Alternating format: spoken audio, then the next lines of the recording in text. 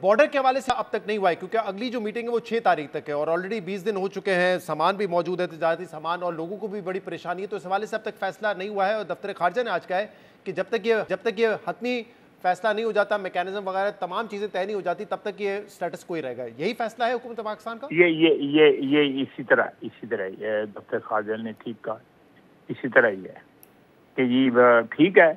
उन्होंने ये कहा है को एमरजेंसी का, ये तो हमने भी इंडिकेट किया है, कोई एमरजेंसी कोई हो तो वो उसके लिए कोई रिलैक्स हो सकता है। जिस तरह आपको पता होगा कि वहाँ से लोग यहाँ पे इलाज के लिए भी आते हैं और कोई ह्यूमैनिटेरियन सिचुएशन हो जाए तो उसमें तो अदरवाइज ये खुला आना जाना, और अगर खड़े हैं अपना कंटेनर तो खड़े रहें, ठीक है। इस तरह तो होता है फिर इस तरह की बातों में।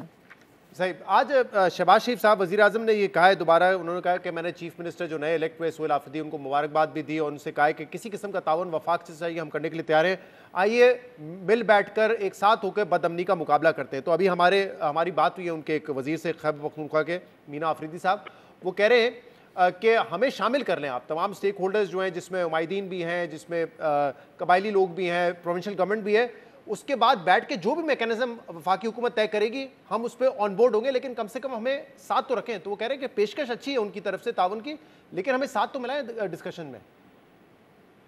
देखिए, इसका कोई मैकेनिज्म जो है मियां शहबाज शरीफ साहब की सरबराही में ही तय होगा अगर उनको ऑन बोर्ड लेना है, क्योंकि ज़बानी कलामी तो वो तो बड़ा जहर उगल रहे हैं आज भी और कल भी और परसों भी। जो बयानात उनके आए हैं, जिस तरह की उन्होंने गुफ्तगू की है ये बानी के हवाले से, 804 के हवाले से, उसमें तो सीधा रियासत को चैलेंज कर रहे हैं।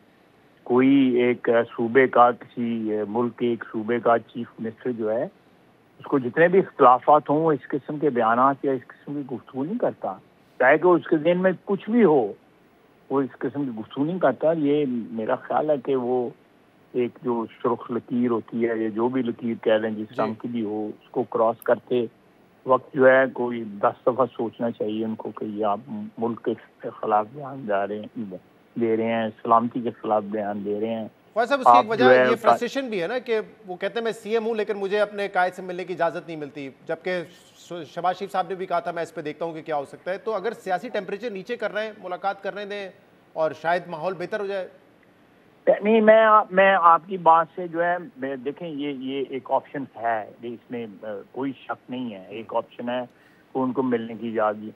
लेकिन मुझे ये बताएं, ये खुद जो है ये एक गंदे कपड़े जो है अपनी ड्यूटी लेने जो है ओपनली, ये सारी लीडरशिप जो है, इनकी लीडरशिप मैं पीटीआई की कह रहा हूँ, ये पब्लिक में धो रहे हैं, एक दूसरे के गालियाँ दे रहे हैं, एक दूसरे के ऊपर इल्ज़ाम लगा रहे हैं।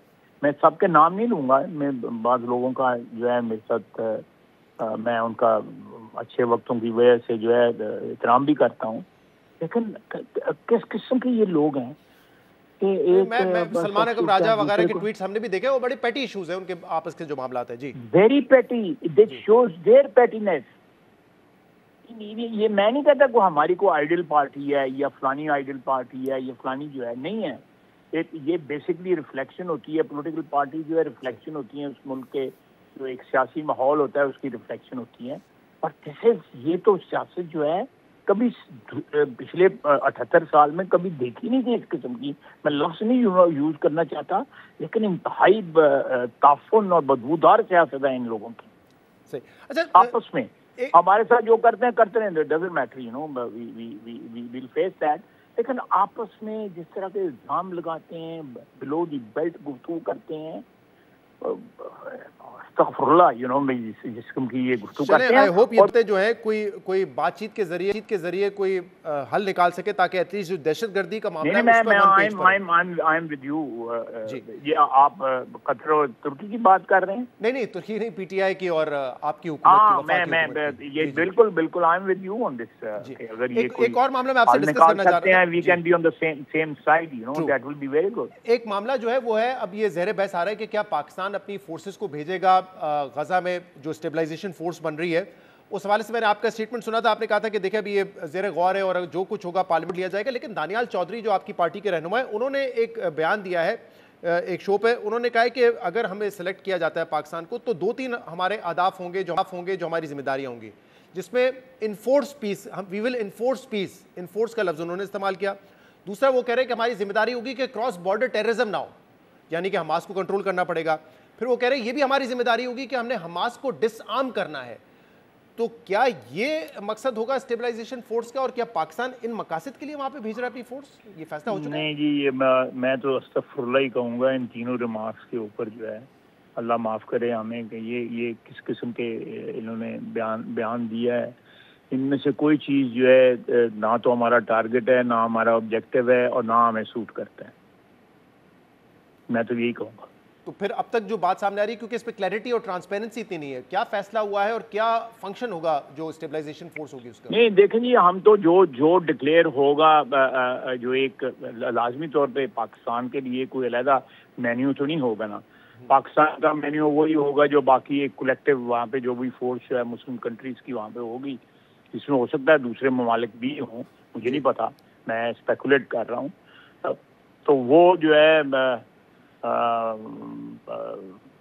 वो उसमें मेरा ख्याल है कि जो भी होगा कलेक्टिव होगा, लेकिन हमास को डिसआर्म करना या बॉर्डर की क्या और क्या क्या इन्होंने कहा कि हमास को डिसआर्म करना, क्रॉस बॉर्डर टेररिज्म को रोकना और पीस इन्फोर्स करना, ये जिम्मेदारी होगी। और पाकिस्तान जो है पीस इन्फोर्स करना, तो ये हमास के लिए या गजा के लिए, फलस्तीन के लिए बोल रहे हैं, ये किसके लिए? मैं क्लैरिटी के लिए उनका सुना देता हूँ आपको बयान, फिर आप ज्यादा बेहतर तरीके से इस पर जवाब मेरे ख्याल से दे सकेंगे। जी, हमारा जो रोल होगा वो एक रोल ये होगा कि पाकिस्तान और जो और ममालिक चूज किए जाएंगे वो कोई एक्सट्रीमिज्म, कोई वायलेंस ना हो, इसकी जो चीजें हैं और कोई क्रॉस बॉर्डर अटैक ना हो, उसको पाकिस्तान इन्फोर्स करेगा। हमारा जो जवान वहाँ ड्यूटीज दे, उनकी जान और माल का जो तहफ़्फ़ुज़ है, फिर वो भी हमारी अटमोस्ट इंपॉर्टेंस और प्रायोरिटी होगी। तमाम चीजें जो हैं वो पाकिस्तान के लिए बड़ी फेवरेबल होंगी। जो अपना फरीजा है वो भी अदा करेंगे, अपने मुसलमान भाइयों को प्रोटेक्ट भी करेंगे, और एट द सेम पॉइंट हम मेक श्योर करेंगे कोई क्रॉस बॉर्डर टेररिज्म या क्रॉस बॉर्डर वायलेशंस ना हो। हमास को डीवेपनाइज करना भी उस फोर्स का मैंडेट होगा? बिल्कुल, डीवेपनाइज होएगा तो वो दूसरी फोर्स है वो चल सके, और डीवेपनाइज होने के बाद जो है चीजें आगे चलेंगी। जितने भी स्टेक होल्डर्स हैं उन्होंने एग्री किया है, तो आई थिंक दिस तो has already been agreed. What is important, कौन करेगा, से में करेगा, और उसका जो खाका है वो इन रियल टर्म्स कब हमारे सामने आएगा। जी फाइज साहब, बयान आपने सुन लिया, थोड़ी आपसे ज्यादा इंफॉर्मेशन वो कह रहे हैं कि खाका मेरा हमारे सामने कल आ जाएगा, तो अगर उनके सामने खाका आया हुआ है तो मैं तो नहीं कमेंट कर सकता, लेकिन मुझे इस किस्म की कोई इन्फॉर्मेशन नहीं है। बिल्कुल मैं फ्रैंकली बोल रहा हूँ, और जो भी ये बातें जो हैं ये हम इंफरादी तौर पे अगर किसी टीवी पे बैठ के करें तो नामुनासिब है। मैं तो इतनी कहूँगा पोलाइटली जो है। तो अगर लेट्स सपोज ये जो बता रहे हैं अगर ये रोल होगा, तो फिर आपके ख्याल में क्या पाकिस्तान को अपनी फोर्सेस को मैं तो नहीं इस हक में हूँगा, तो फिर तो ठीक है। लेकिन अभी तक कोई ऐसी डिस्कशन नहीं हुई है नहीं, कोई ऐसी डिस्कशन नहीं हुई, कोई ऐसी डिस्कशन नहीं, ठीक है, कोई ऐसी डिस्कशन नहीं हुई। पार्लियामेंट को वो क्या इजराइल क्या देता है इसके बदले में, इन चीजों के बदले में, तो वो भी तो देखना पड़ेगा ना, वो क्या देगा। ये तो यकतरफा बात कर रहे हैं।